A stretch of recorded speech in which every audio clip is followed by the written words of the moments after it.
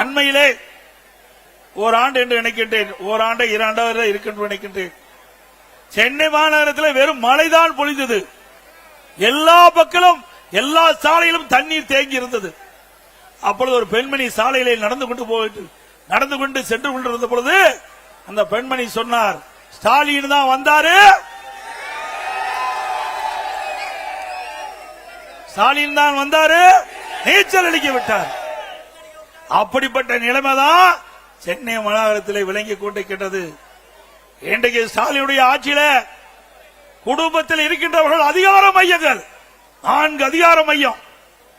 1 முதலமைச்சர் ஸ்டாலின், 2 துணை முதலமைச்சர் உதயநிதி அவர்கள், 3 திரு ஸ்டாலினுடைய மருமகன் சபரீஸ்வரன், 4 திரு ஸ்டாலினுடைய மனைவி மரியாதைக்கு துர்கா அவர்கள்.